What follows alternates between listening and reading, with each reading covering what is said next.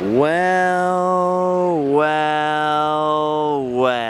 it looks like we've made our way back. Good afternoon, everyone. It's been a rainy morning in Paris, but we're back at the Cathedral of Notre Dame. These upload times are killing me in France, so I am determined to keep today's video short, no matter what. But yesterday while we were here, we ran out of memory card before we could go around the side of the cathedral and show you any cool gargoyles. Actually, right now, with Allie's hair going over her hood, she has a little bit of a hunchback-esque shape going on there. How you doing there? Oh, there, that's good. Quasimodo? We popped inside the cathedral yesterday just for a second, but I really didn't have that much time to look at the front of this bad boy with you. Look at that huge, crazy window right there. How medieval. There's another very important thing sitting out here in front of the Cathedral of Notre Dame. If you look at what this lady is standing in front of here, unlike the little fake quote-unquote golden spike under the castle at Disneyland, this marker here actually denotes the center of Paris, the legal official center of Paris. But much more importantly than that, this is the point from which all distances in France in relation to Paris are measured. So technically, legally, if you say you're 30 miles from Paris, you're 30 miles from the 0 point. Some people say it's a tradition to spin around on the 0 point with 1 foot and make a wish. But right now, my only wish is to get away from this little crowd here, which I can do without spinning. So look at the size of those giant wooden doors. See the little human beings coming out of those big doors there? And look at all these crazy carvings out here. Look at all of those angels. I feel like it would take me a lifetime to learn how to make one of these and do it successful. And I'm not even talking about one of the big ones. I mean, I feel like it would take me a lifetime just to learn how to carve, like, say, that bird right there. See him? See this guy? Forever. Just think of how much skill it took and how long it freaking took to carve this. There's some pretty wild freaking stuff on here. Look, there's Christ right there, judging the world apparently, and you have all these kings and people underneath him where there's a set of scales and an angel and the devil. Now the outside of this church would have been designed to sort of teach the people out here who couldn't read or write or anything like that about the faith. So each one of these carvings really is part of or illustrates a little miniature story or saint. And some of the things are pretty freaking hardcore. Like, look at all those grotesque, crazy looking demons and stuff right there.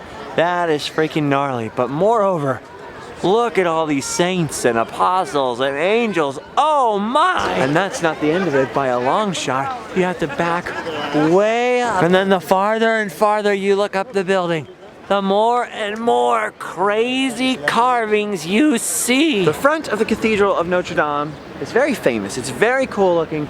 There's a lot of crazy carvings up there. But personally, what I really like to do is come around the sides. And that's because that's where you get the best view of the famous gargoyles of Notre Dame. Actually, if we come all the way around the side here, you actually get back towards the banks of the River Seine and into this whole crazy park along the side of what I can only assume is the parsonage. It's this little stone house here on the side of the big cathedral, so must be parsonage, vicarage, I don't know what you call it. The place where the boss lives. How about that? Let's just go with that. Look at the size of Notre Dame in there. That building right there, the roof of that on the inside was 23 alleys tall. And as you can see, the bell tower would be even more alleys tall. So this thing is pretty freaking huge. This is a nice little park here. People are holding hands. Children are playing in a playground. You can see some of the wonderful bridges and the tourist boats down there. Everyone's having a good time down in the river. It's pretty nice. Oh, here it is. Here's the statue of Pope John Paul II. Now, Saint Jean Paul II. That's pretty crazy. He was the Pope basically the whole time I was growing up, or basically once I became aware that there was such a thing as a Pope. Jean Paul was the Pope, and look where they've put him, right here, so that you can make that window in Notre Dame his halo. That's pretty cool. I think this little chapel jutting out of the side of Notre Dame, this whole thing here, is where we were yesterday, where the treasury was, which, by the way, purportedly has the remnants of the crown of thorns inside. But when you actually look at the reliquary that's supposed to hold the crown of thorns, it doesn't look anything like that, and I couldn't read the French. It just looks like a giant cup. So I did actually look at the thing that supposedly holds the crown of thorns for a long time, but I was like, oh, neat, giant cup. I wonder who drinks out of that. Turns out I missed it. Sorry. Anyway, the view from this side, the view from out here by the gardens with all these people is kind of amazing. Arguably just as, if not more impressive than the view from the front of the building. And here, you start to see a closer up view of the famous gargoyles. What's really cool is some of them are in better shape than others. These gargoyles are the type where the water flows through them and out of their mouths, almost like rain gutters to keep the water off the side of the building, keep the building from eroding away. And over the years, you can really tell some of them have carried more water than others and themselves have eroded away. I know there's some sort of difference between a gargoyle and a grotesque. And I think the grotesques are the ones that spit out the water and a gargoyle is just a thing. Or maybe it's the other way around. I can't remember. But there's something for you guys to look up. Look, you can see all these little creepy gargoyles. Really small, tiny ones, and then the bigger, crazier ones that hang out from the building. Some are obviously decorative. Some are obviously much more functional with big old pipes running through their mouths. All of them are frickin' crazy looking. Like, look at this one. Look at this one over this door over here. He looks just like a flying monkey from the Wizard of Oz. Now, the crazy part about these gargoyles is we're just looking out at this little hut, basically, that pokes out from the side of this giant cathedral. They're hard to see at a distance, but those gargoyle carvings go all the way up, all over that entire building. Which makes me think of two things. One, that those are Quasimodo's friends. They're Quasimodo's friends. And two, that short-lived after-school cartoon TV show, Gargoyles. Those gargoyles were coming to life, fighting crime and supernaturalness and whatnot. I don't remember that much, but I do remember being psyched on that show. That was a long time ago. Back almost as long as when they started construction on this old cathedral. I remember it well. Old man France owned all of this. Had this crazy idea about breeding gargoyles. Look at the gargoyles on the very back, behind the very back of the church, behind the altar, behind all of that. The back of Notre Dame is so cool looking. And seeing these little arches back here remind me that this place is also famous in the architecture world for something called the flying buttress, which is those things that come out and hold up the building and make it somehow possible to have those big windows. I really still have a hard time wrapping my head around why that's so important, but you can Google it and find out for yourself. The flying buttress. I'm pretty sure if I called someone a flying buttress, they'd get upset. So if you misspell that, you are responsible for what comes up in the Google search. All right, now we're back out on the street. The Rue du Cloître, Notre Dame. Got the bells out here on display. That's pretty cool. But what's really freaking cool is this is the best view of the gargoyles. I'm talking gargoyle after gargoyle after gargoyle after gargoyle. There's about 1 billion of them. There's also this weird carving that looks like Swamp Thing sitting on someone's lap. I have no idea what that's all about, so I choose to ignore it. Ooh, actually lots of headless, armless, legless carvings down here along the street level. Think of the countless millions of people that paraded past this building and the history of Paris and the long history of Notre Dame, checking out these carvings. And look at, even today, people are making memories out here. Look at these gargoyles here, Allie. You can see sometimes there are pipes shooting out of the stubs of the gargoyles. And I couldn't tell before if the pipes were inside the gargoyles to begin with, but I don't think so. I think they must have added the pipes after the gargoyles started breaking down to keep the water away from the building. But it's a freaky thing to see just how many gargoyles there are running up and down the side of the cathedral. I feel like it would be really cool to live here across the street from all the gargoyles, because you'd never feel lonely. But then at the same time, like right after you got out of the shower, if your windows were open, you'd be like, oh, hey, nice to see you there, fellas. Oh, by the way, there's a very special gargoyle right up here. Unlike some of the scarier, creepier, dog-headed, demon-looking gargoyles up there spitting water out at you, I've heard guide after guide out here all day long telling different tourists from around the world that this gargoyle is special. They say that this little carving here in this little corner is, in fact, a statue of Quasimodo himself. I don't know if that's true at all. In fact, I highly doubt it, because I don't see why they would put in, Victor Hugo's literary character up onto the historic cathedral when they were done building it hundreds and hundreds and hundreds of years ago. And why would they stick him up there? I mean, there's plenty of spots where clearly some other statues have gone missing. Why not just put a statue down on the street? So I highly doubt that that's true. But all day long, if you stand here, you will hear hundreds and hundreds of people coming by, pointing out that little gargoyle up there and going, "Ah, Quasimodo!" So whether it's an urban legend or actually true, there you have it. The little Quasimodo gargoyle. Gosh, would you look at the sheer amount of these gargoyles! What a gargantuan building! Oh, great Scott! How dare they leave their pet gargoyles up there? It's positively medieval of them. Oh, funny guy. We got a funny guy here. Look at the size of those windows. Okay, well, that's enough Notre Dame, I guess. What you can't see in the video is that it's freaking freezing outside. The temperature's not that bad, but the wind is blowing. And it's insane. My hands are numb. How's your hands? No. Your nose frozen yet? Oh. We might need to buy one of these scarves here to keep extra warm. Oh no, this is gonna start a whole thing looking for souvenirs. And Paris has lots of freaking rad ones. Also, some weird ones. Ooh, and some stinky ones. Le pied. Okay, time to scarf up. I'm ready. Better? Yeah. Oh yeah. That feels good. A little warmth inside of there. It's weird because yesterday it was actually kind of warm. Like it got a little bit of chilly wind, but the sun was out for part of the day. It felt pretty good. But today, it's just numbingly cold. Okay, now before we head away from the Notre Dame Cathedral, I want to show you guys something weird. I think this might have been a drinking fountain or something like that. I can't tell. I think it had some sort of water feature at one point, but look at this weird shape right here. Now watch, bear with me here as I turn around and check that out. It's a woman, and a woman holding out her hand, maybe begging for Allie's spare change. Maybe she's gonna feed her water if water was coming out of there. It does say down here that it's some sort of fountain. Look at this. Weird. Wait a minute, I forgot. I'm in Paris. Pisa. That right there is a very unusual fountain. I'd love to see it working.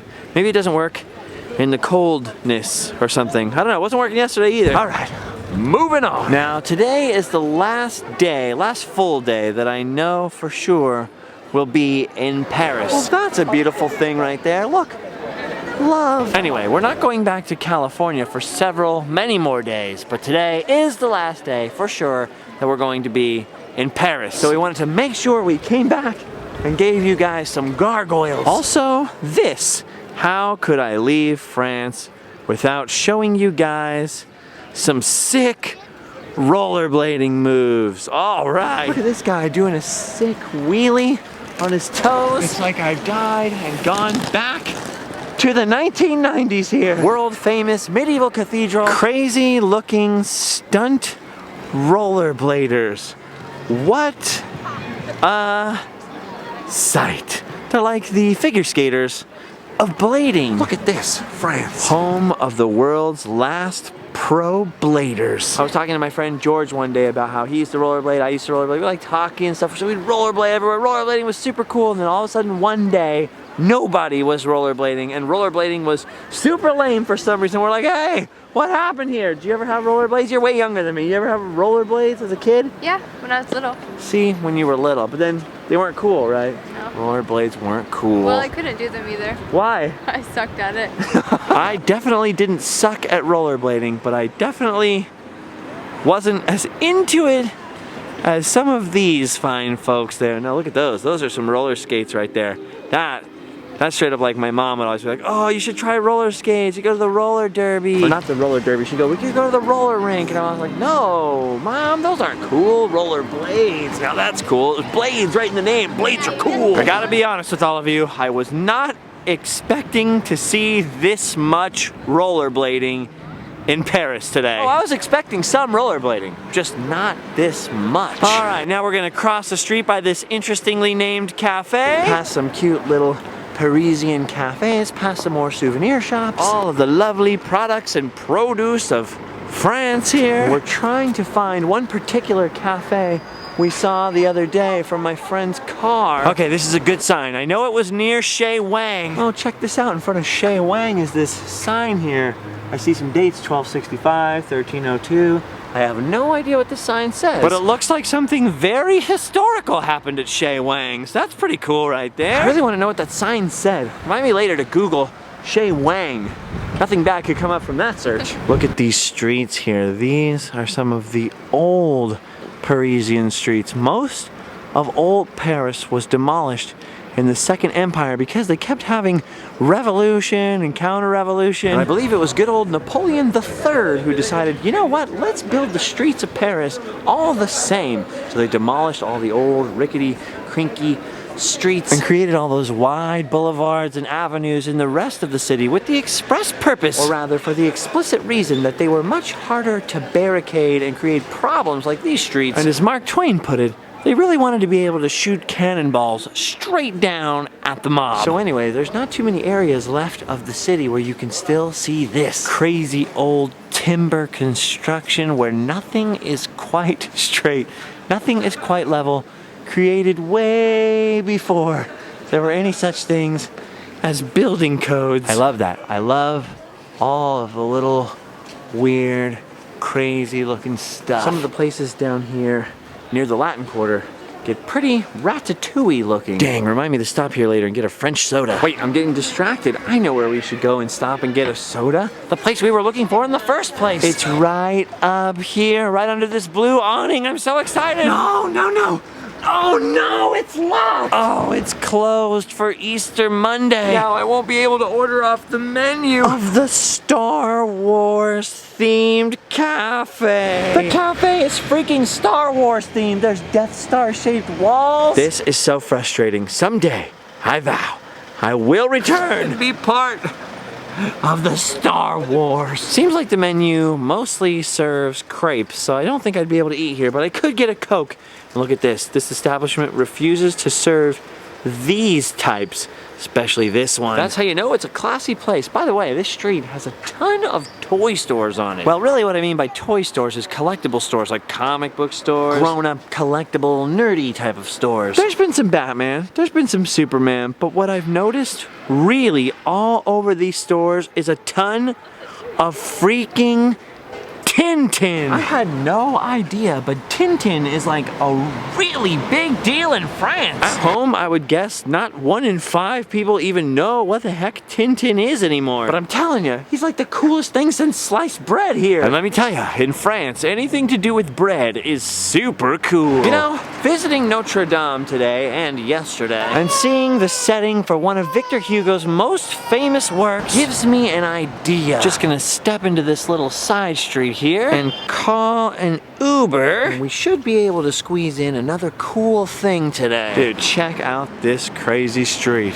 This street was definitely designed before cars were around to drive on it. Oh, and speaking of cars, there's ours. Oh, that's so cool. Whew, I prefer car travel whenever I can get it. But I'm glad it's not me that has to drive through these streets. They are very confusal, like a heffalump and woozle. Pretty freaking cool. Whew. That was quick. Already here. And now, ladies and gentlemen, welcome to the Pantheon. Would you look at the size of that building? Size-wise, it reminds me a lot of St. Paul's Cathedral. And actually, in fact, this was built to be a church. If I'm not wrong, originally I think it was supposed to hold the remains of Saint Genevieve. But just as the church was nearing completion, the French Revolution was really kicking off. And so instead of becoming a monument to a particular saint, this church became a mausoleum for some of France's greatest people. On the front of the building there, you can see the Aux Grands Hommes. Right there, see that writing in the gold? That means to great men, the grateful homeland. Because this is where France buries its freaking heroes. And because we were at Notre Dame talking about Victor Hugo, I remembered this is where Victor Hugo is actually now buried. So we've seen the place he wrote about. Now let's see if we can see what's left of the dude. If I'm not mistaken, I think some pretty somewhat significant French Revolution scenes took place out here in front of what became the Pantheon, but I can't remember them off the top of my head. What I do know off the top of my head is that this place has a great view of the Eiffel Tower down there, and it also kind of looks like the US Capitol. Pretty excited to go in here. Hopefully, they'll let the camera in too. Looks like you guys might get to come. No cell phones, no dogs, and no cigarettes. But it looks like the camera is gonna be okay. Dang, would you look at the size of this gigantic building. Oh, and look at this.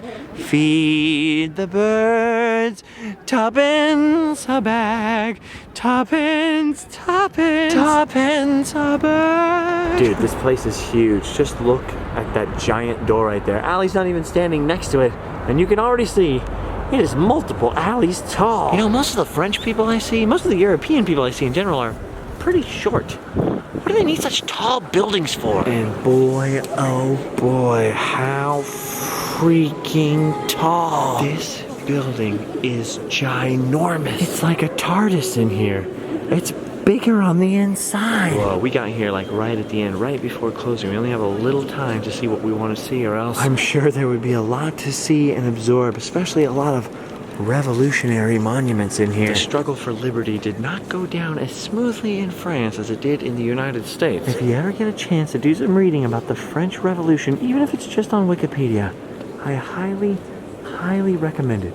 Pretty wild stuff. Dude, look at this massive 1 million alley tall dome. And from way up there in the innermost, tallest, most tippity-toppity-most dome comes this string swinging this giant pendulum. What do you think that is? Seconds and minutes and hours or something? I have no...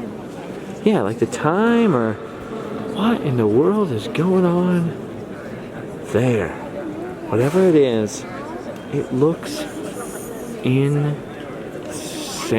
It must be a clock, because look, it's going in order, number by number. How do people figure stuff like this out? And like, does it just go by itself forever? Does somebody have to reset the pendulum? Has anyone ever jumped over the fence and kicked the pendulum? France really does have a long and quite turbulent history, especially for the past 300 years. If I'm not mistaken, many heroes of the revolution are also buried here in the Pantheon. But I'm not too up on my French history or revolutionary history right now, so we're really here just for Victor Hugo. And maybe one or two other little surprises, so we have to find our way down to the crypt. Oh, this is definitely the way. Look at this. Crypt.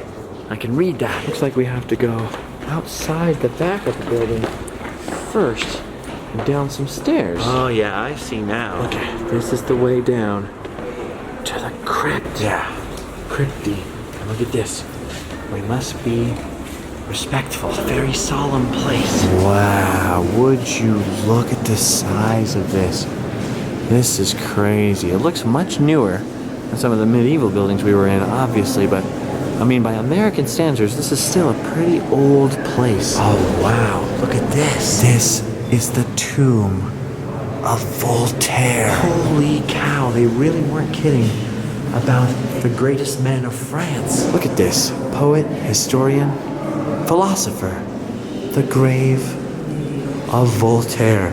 That is pretty crazy. And oh my gosh, look at this. It's the grave of Jean-Jacques Rousseau. I mean, these are literally like historical giants here, now interred in these small monuments underneath the city of Paris. Many of these men here not only inspired the French Revolution, but inspired our revolution that then inspired the French Revolution. We have a very complex and interesting history with France. Okay, I think there's some more this way. All right, we're going deeper and deeper into the crypt, which is actually much less scary in real life than it sort of sounds like it would or should be. Wow, this is weird. It's getting bigger and bigger and bigger down here. Every turn leads you down these really deep, sort of creepy, echoey stone hallways. There's a lot of crazy historical stuff down here that we could be showing you, but honestly, it would take way too long. So we are just going to try to find Victor Hugo. I think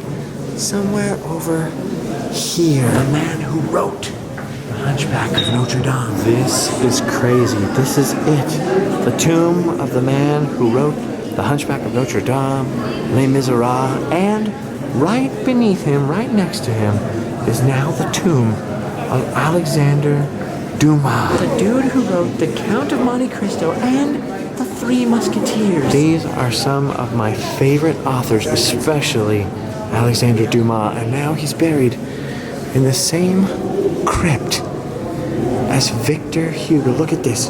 To the left, Victor Hugo's right there, and right up there in the back now, Alexander Dumas, or as we call him in the United States, Alexander Dumas. I think the S is silent. Alexander Dumas. Look at that. That's crazy. On the right-hand side of that crypt, you have Émile Zola. I don't know who that is.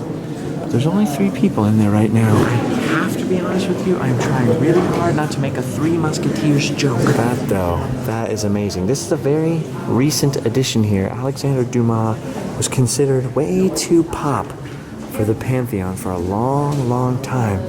But now, finally, an egregious wrong has been righted. And Dumas has been interred alongside of France's greatest authors, poets, philosophers. That is pretty cool. Of course, the people who live in the town where Dumas was originally buried are not as excited about the move of his body, particularly since it now separates his grave from the grave of his son, who finished a lot of his books and actually wrote a lot of books under the same name, so people get the authors confused a lot. What are you gonna do? But yeah, Alexander Dumas and Victor Hugo.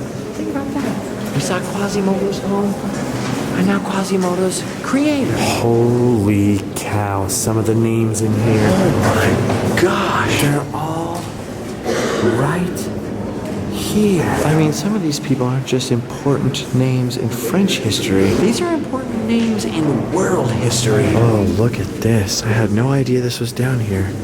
But there's also the grave of Louis Braille. You know, the guy who invented Braille writing. There he is, right there. The final resting place of Louis Braille. How wild is that? Some of the people buried down here. It's just unbelievable, some of the names that I'm seeing. It's mind-blowing. Just even a cursory reading of French history, and you're going to run across all of these names. That is freaking crazy. Imagine if George Washington, Thomas Jefferson, Alexander Hamilton, and Dwight D. Eisenhower, and General Patton, we were all buried in the same place. Then you'll have some idea of what the Pantheon means to the French, but also throw in Ben Franklin, Mark Twain, etc., etc. Writers, poets, thinkers, visionaries, and some great naval and military figures. Whew. It is pretty overwhelming down here. What an unbelievable place. I'm glad we had a little extra time today to come and see this. But they are closing in a few minutes, so that means it's time for us to go. Found a different way to leave. Up another fun, twisty staircase. I am really starting to love these. And for the rest of my life, whenever I see a stone spiral staircase, I will think of France. I like how the area where the bathrooms are hidden is way creepier than the crypt below us. Like, honestly, that looks kind of scary. Well, at least there is a bathroom in the Pantheon, which is more than I can say for most of Paris. Free bathroom, I mean. There's bathrooms. You just have to pay for them. All right. Thanks for waiting for me, Allie. Back up to the main part of the Pantheon. Definitely a strange and beautiful place. I'm glad I came. Definitely a very, very fascinating place. I'm glad I came, and I'm definitely going to be reading more about some of these people. That's the good thing about traveling and seeing stuff like this, or going to museums. You don't have to already know everything about them. Sometimes one of the cool byproducts of traveling and seeing some place like this is it inspires you to do the looking up and the learning later. I know on the internet, especially like in the comment section, if somebody gets something wrong, people are really ruthless and merciless about it. But honestly, there's nothing wrong with not knowing. That's exactly how you're supposed to learn. The first time I came here, I didn't know anything about French history. Or well, precious little anyways, but coming to France for the first time last year inspired me to do a whole bunch of reading about the Revolution, about Napoleon, and I learned a lot of stuff I never would have ever even thought of otherwise. Having said that, we're in a giant temple full of dead people, and I think we've had enough of that. So it's time for us to head back outside. Of course, we couldn't leave without a stop at the gift shop, where I noticed a sign I was not expecting. You don't see that in many cemeteries. What are you gonna do? Ooh, you can buy the works of Voltaire, Rousseau, and look at this. The Hunchback of Notre Dame in English. And look at this. It's quasi-freaking mode. I was not expecting the Quasimodo. Makes me laugh. And so does this. Look, Allie. No cheeseburgers. No cheeseburgers allowed here. And not in here. The sign is pointing out here. Just make sure when you leave, no cheeseburgers. Okay, we saw the grave of Victor Hugo and the new grave of Alexander Dumas. We fed the birds for only tuppence a bag. I think really there's only one thing left for us to go and do today. But first, a fond farewell to the Pantheon here, which is actually no longer letting people in. You notice that? See, we got there just in time. So now we gotta call an Uber and head back on down into Lower Paris, down along the river. Maybe get some lunch. I'm starving. Yeah, a little food would definitely hit the spot. By the way, look at this. Waiting for the Uber over here, and they definitely don't give you many options on a place to lean, do they? Like, look how freaking crazy these spikes are right here. But what's crazier than that is, look at these spikes pointing inwards. What is the point of this? What is this, a prison? Don't try to jump out the window. You will not get very far. Looks like they're trying to keep their University of Paris faculty inside of that building there. Inside forever. Okay, back on down to the streets of town. And oh, what a town. There's actually a lot more I wanted to see in Paris, but always good to leave something for next time. Merci. Oh boy, that's better. I love Paris. I love the history and the sights and sounds and smells. Allie loves looking for American Apparel stores over here. Well, and other stores. High fashion, etc. But one thing both of us like, just as much as that, is having food to eat. Look at, she's dreaming of food. Are you melting? She's melting! A friend of mine lives over here near the Champs-Elysees. So he put us up in a very fancy Art Deco hotel because he knew the kitchen here would be able to feed us food, and especially me with the whole gluten-free thing. Try not to abuse it. But if room service is on the house, sometimes that's the best way to go. Look at this crazy, fancy hotel room. What the heck? We do not belong here. Well, maybe Allie belongs here. But I do not belong in a place like this. Honestly, I've seen quality inns and even a Motel 6 room or two that's bigger than this. But apparently in France, a room like this is very large when it comes to hotels. Pretty crazy, pretty wild, and pretty cool. I feel very blessed and very grateful, very lucky to be able to stay somewhere like this. The irony, though, is that a little bit it's wasted on me. You can put me up in a 5-star hotel, and I'm stoked. I'm into it. Like, oh, cool, neat. But really, all I'm doing is dreaming of getting back out on the road, back out on Route 66. And I'm much less excited about staying in here as I am about cruising down old Route 66 and staying at a 100-year-old little tumble-down mom-and-pop motel that looks like death. Allie, however, I think could get used to this. Allie could get used to this. Oh my gosh, that is much, much better. Now all I want to do is lay down and go to sleep. But I can't. I have to push myself for one last sight. I think Allie's still trying to make up her mind whether or not she's gonna come with me. But I can't stop. I can't sleep well yet. I haven't done my duty. Okay, we're outside. We made it. We've done a lot of walking in the last couple days, but it's mostly because we just wanted to get Paris out of the way. Sounds terrible, right? Get it out of the way, but it's because we're gonna be staying far away from Paris for the next 10 days, and we don't want to have to come in by the train or whatever. I gotta say, realistically, you know, for only having a few days, I think we saw a lot of this city. I've gotta say, I wouldn't mind coming back to see more of it this time. It definitely helps that it's not pure winter, even though it was really cold earlier today. There's actually like leaves on the trees, everybody's smiling, everyone's happy out here. I mean, nobody's wearing shorts or anything, but it felt a little bit, at least, like springtime. And now, our time in this beautiful city, center of fashion, center of some culture, is rapidly winding down, and we are going to pop out at one last famous Paris site before we go back to the hotel room and put every blanket possible and every piece of clothing on possible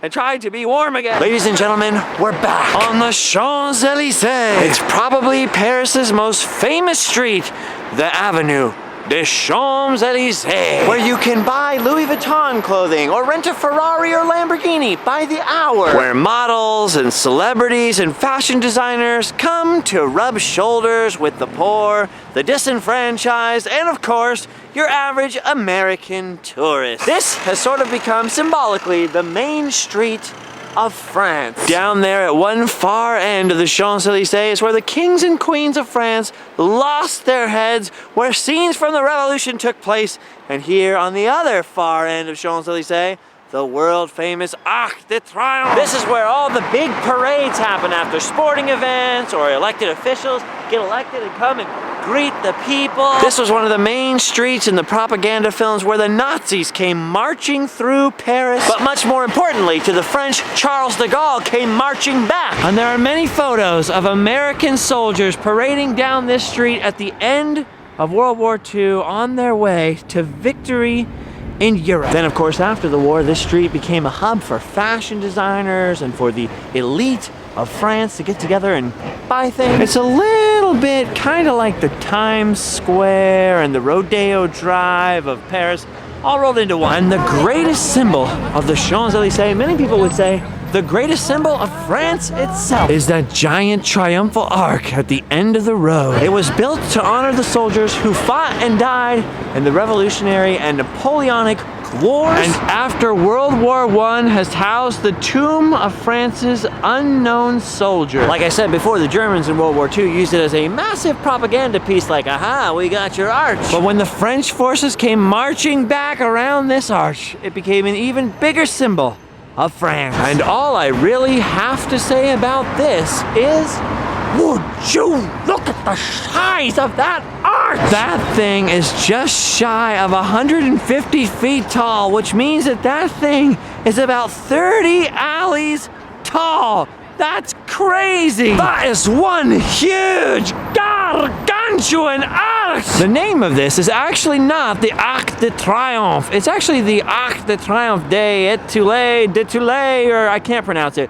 The Arch of Triumph of the Star, because there are 12 streets radiating off of this ginormous, insane, honestly terrifying to ride through traffic circle. The first Arc de Triomphe, the original little Arc de Triomphe, the little guy, is way down over right across from the Louvre, or it would have been in front of the Tuileries Palace or whatever, where the kings and queens live. And there's actually plenty of similar arcs like this in cities like New York and other cities around the world. I'm sure Berlin's got one, and places in Belgium, etc., etc., etc. But I don't know about you, when I hear the words Arc de Triomphe, this is the only triumphal arc that comes to mind. Arch, they say arc, I can't help it now. And now that we've come here during a glorious pink sunset, I think we've seen them all. We saw the Eiffel Tower, which you can just see peeking up over the trees over there. We saw the Louvre, the Mona Lisa, Venus de Milo.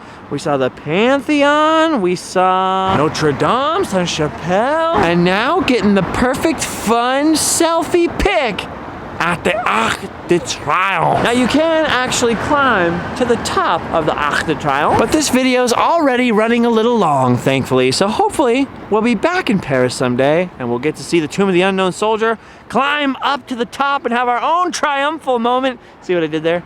Triumphal moment. But tonight, the friend who brought me to Paris in the first place, it's his last night, and we've got some hanging out to go do and some goodbyes to say, so this is going to be our goodbye to the City of Lights, to the city of Paris. We've done our duty. We can hotel and sleep well. Goodbye, everybody. Bye-bye.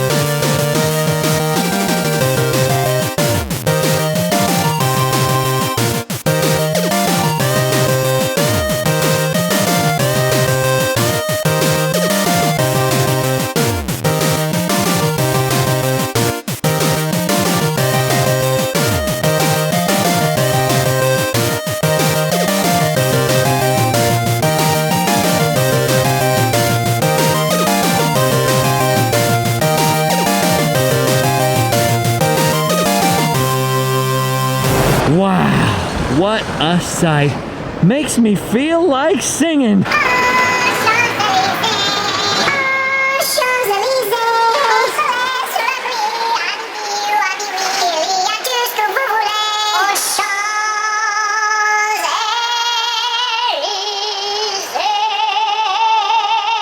Yeah. What do you think? Could be a whole new career for me. Yeah. Singing in French. Oui.